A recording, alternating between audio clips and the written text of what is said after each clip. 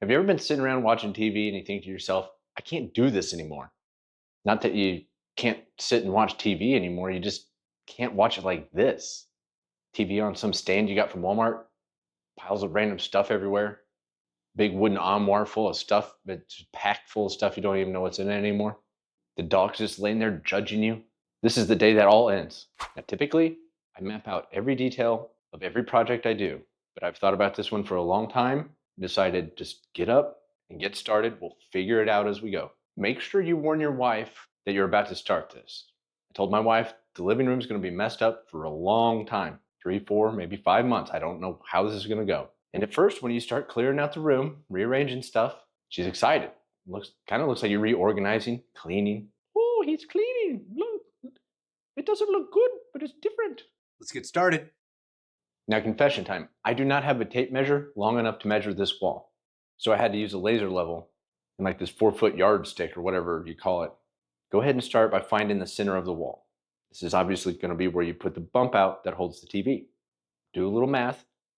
The TV I have is 65 inches, and I want the bump out to at least be able to accommodate a 70, 75-inch TV. And then we'll figure out the cabinets and shelves when we get there.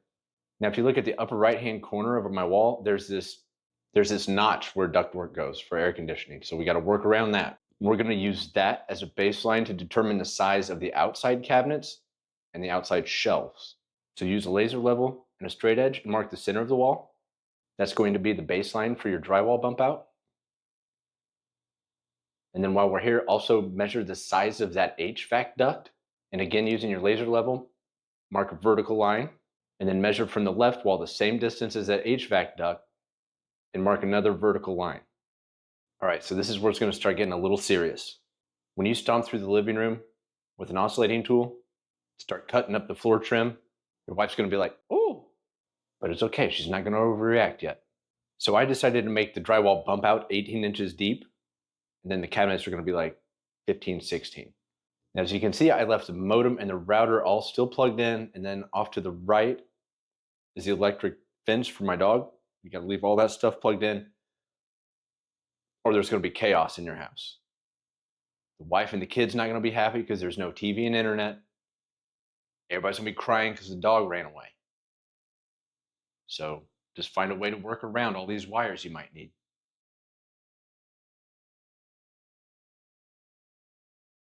Now, this is where things get real serious. As soon as you come in and start putting blue tape on the floor, have a razor knife in one hand and a straight edge in the other, start cutting up your carpet, your wife's going to be like, oh, do you know what you're doing?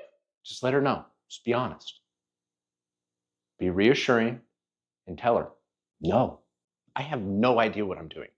You've known me for almost 20 years. Have you ever seen me cut the carpet? No. I don't know what I'm doing.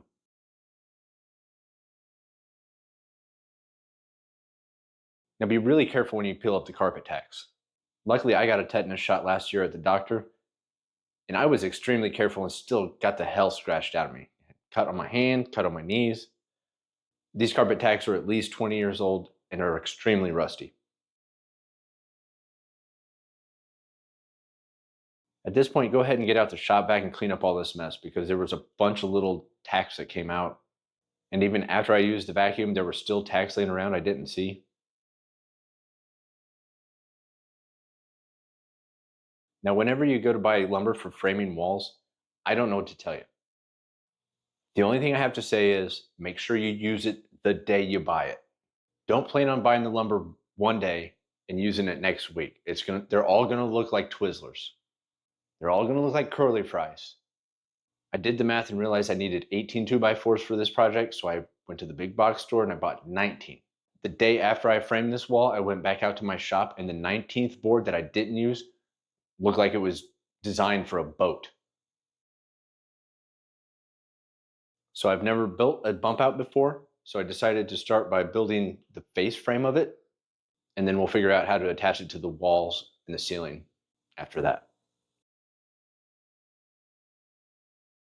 So whenever I'm building something out of 2x4s, I use an offcut to mark the width of the board on the piece I'm going to drill through.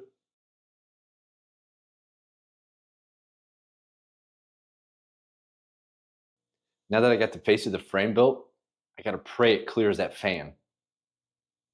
I got really lucky that it did because I did not plan for the fan being in the way at all.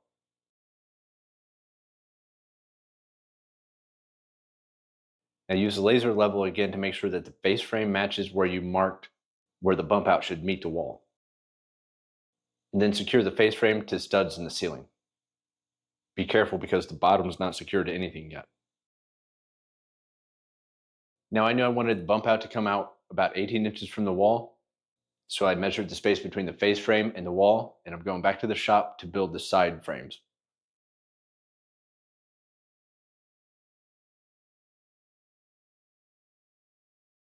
Luckily, everything here is hitting studs, so I don't have to find some rigged way to mount it to the wall. I am not, however, going to mount it to the foundation. Just take your time, get the laser level out, get a hammer, just keep tapping away until that thing's lined up and as square as you can get it. Now, if you do find woodworking and you're doing this, you're attempting this, just throw perfectly square right out the window. Because when it comes to framing and built-in cabinets, nothing is perfectly square and you are going to lose your mind. Just get it as square as you can. Everything's going to be okay. Your friends and family are not going to come into your house with a micrometer or an angle gauge and double check everything you do. It's going to be okay.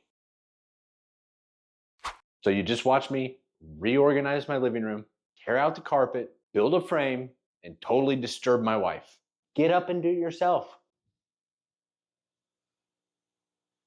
Go, get up, do it yourself.